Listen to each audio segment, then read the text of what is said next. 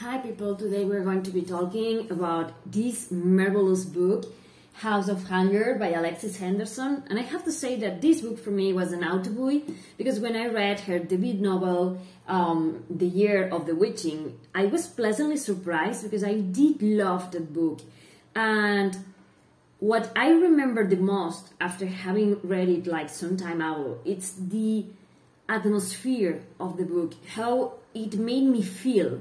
And I think that this is something that for me it's amazing, because I'm a very character-driven kind of reader. So for me the focal point, the center point of any book I read are the characters.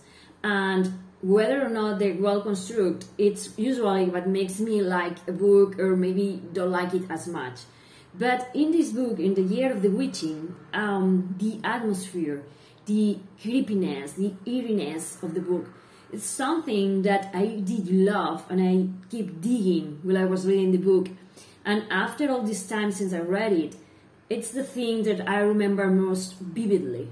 And the way in which the book made me feel, but not like character or plot related, but like I felt like it was inside of you, and I was like walking alongside the characters, and I was seeing the things through my own eyes.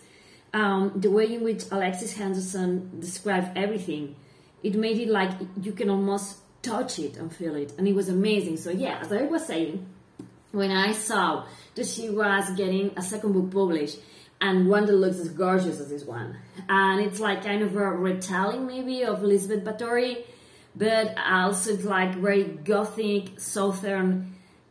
It has a lot of vibes, really. I mean, it's very gothic in the way in which the story is told, and the characters and the atmosphere again. And I have to say again that the characters are top-notch. I do love them, but the atmosphere, the way in which the author recreates the surroundings and the world in which the characters are going to be moving and acting, it's amazing. You can't really believe that this place, that this castle, that this society really existed. A society in which you have the north that looks like, from the outside, looks like it's more advanced, it's more prosperous, and they do have this way of living that some people on the south sees as barbaric, because they drink blood.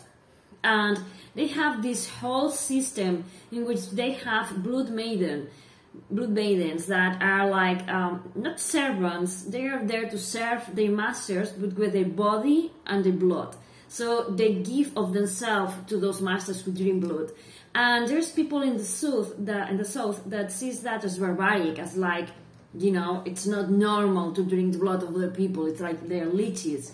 And also there's people in the south, and as we will see at the beginning of the book, those who are desperate, those who have nothing, those who are working in servitude, or, you know, on their knees, scrubbing floors, that they see the way of the Bloodmaids as something desirable, because they have nothing. They work long hours, often on their knees. They're sold to plantations, they're enslaved, they're abused, they're seen as something less than.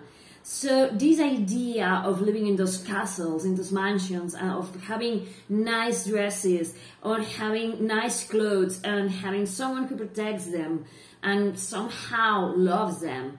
And then when they retire, when they are not as young as they are when they are, you know, enter into this kind of contract of sorts, they get like money to get a retirement. So it looks like a dream, right? So we have our main character again called Marion. She has lost her parents. She's working very hard to have some kind of food to bring to their mouths. She has a brother, but the brother, yeah, you cannot hate the brother really. At the beginning of the book, you meet him and you see that he's a broken man. And you see that he's abusive, that he loses his nerve, but then you learn what happened to him when he was younger, and you kind of understand. And this is something that I love about how Alexis writes characters, because, yeah, you hate him because you see him through Marion's perspective, in which that she wants to break free, she wants to have her own money, she doesn't want to be afraid, but you also understand what happened to her brother to be the person that he is now. So yeah, for me that was amazing. And he is like a character that appears in the very beginning. So yeah. So as I was saying, Marion sees like this advertisement where a house called the House of Hunger. It's looking for a new Bloodmaid. So yeah, she decides to try her luck and go. And yeah, she succeeds. She's elected as one of the new Bloodmaids. She arrives there. She sees all the glory and all the power and all the money, and she's like, wow! And she sees that there's all the Bloodmaids. She says like there is one chosen one, the first Bloodmaid, and there's going to be this kind of rivalry between the two of them. It's like there are 5 of them, and it's like, you know, the number one. It's the position to be aspired. It's where you want to be. And also we have debauchery, or I don't know how to define debauchery, because yeah, I mean, following all the book you can think of her as a vampire, but I don't know if this label applies to her. But you have this woman called debauchery. She needs to drink from younger girls in order to maintain her failing health, and also she kind of has carnal relationships with them. So it's a very weird situation to be in, because you kind of Marion wants to love the other Bloodmaids and wants to be friends with them, but also she feels like she's competing against them. And there is also this sense of grownness when you're reading the book, that something doesn't add up, that something is weird, that they should be friends but they kind of not are friends because there's something else going on. And also all the bloodlettings, it's not that the debauchery character drinks from their veins, but also that they are bleed. And yeah, I'm not going to say much more about that, but I did love everything about this work. I did love the plot, this idea of the blood maidens. I think in vampire literature they've been called thralls, and I love this idea of debauchery, which we already know from like real story. This countess who thought that bathing on the blood of younger virgins women and on such will maintain her younger. And we all know the story of the vampires who feed on blood. So we all have like all of this in this gothic novel. But also we have much more. We are going to be from the very beginning confronted in this idea of people who have lots of things, power, money, position, abusing those who doesn't have all of that. And also throw into the equation that some of the characters have brown or black skin and they are seen as less than. Sometimes it's very subtle in things like there's this blood maiden who wants to, you know, to fix her hair, and she's a black girl and no one knows how to take care of her hair, so she has to do it alone, while the other ones have like more typical hairstyles and are easier to maintain. So you can see bits of a luring, or I don't know how to say that. And also you see, as I was saying, just lots of things. Yeah, I'm trying to think about everything that I want to fit into this review because the book is amazing. We are going to have these imbalances in power and skin color, and also we are going to have this novel society in which power is something that they use in looks and money and the things that they are allowed to do. And I'm not going to explain much more of the book, but you soon come to realize that there is people who are being chosen because they have no one to mold them. They have no resources. So it's like they're grooming people to be offered like sacrifices or as slaves or something, you know. There's the slave that works on their knees, and there is the slave that sell their bodies, which we are going to be finding in this book. And it's going to be, yeah, it revisits the vampire mythos, but it's going to be making you think about, you know, girls and women who have to sell their bodies and everything they have in order to survive. I think it's something that I found very present in this book. And also empowerment and entitlement. So there's certain people that they are allowed to do these kinds of things and no one bats an eye. So yeah, it was amazing because you have all the supernatural elements and you have all these reality day-to-day things to balance it and make you, you know, love it. And also you see this group of women that could be friends and could help each other, but they are, you know, thrown against each other to serve people who are in power, and they want them to be like not able to rely on each other. And I think that's also a very powerful message of what we could accomplish if we all work together to, you know, to be friends, to support each other, and to find our own place in the world and not be afraid. And yeah, I mean, this book is amazing. Also, we have male and female relationships, and yeah, and very creepy, disturbing scenes towards the end of the book.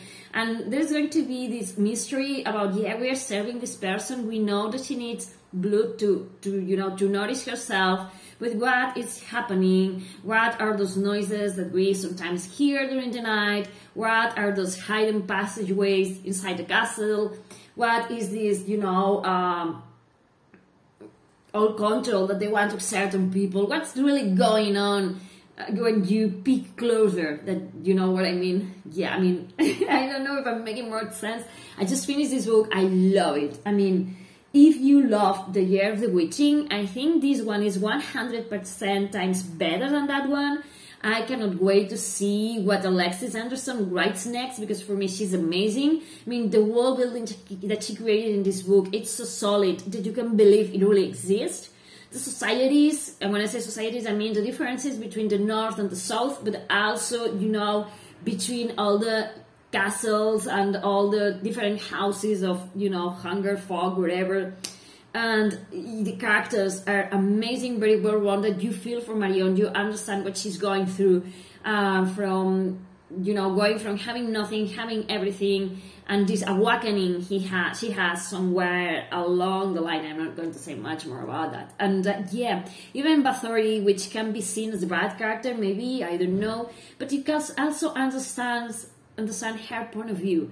And as I say at the beginning when talking about the brother, this is something that I find it's amazing, that you are able as a reader to understand all the perspectives and all the ways in which different characters sees the world and their place in it. So yeah, I mean, the relationships are amazing. You have characters that are going to be interacting like a way more, and characters who are going to be more secondary, but all of them are really fleshed out, and every one of them has their place. And yeah, I love everything, the depravity that some characters have in the book, and not necessarily, I think I'm talking about the vampires, but people who sell other people, or people, you know, who are forced into positions in which they have to teach or whatever. I did love the creepiness, the gothicness, that again, the atmosphere that Alexis gives her books. It's an amazing thing, and it's something that I love of her books. And yeah, I'm shutting up now because I could be talking about this book like forever. So yeah, the big recommendation, pick this one up because it's amazing. So yeah, thank you for watching. Bye.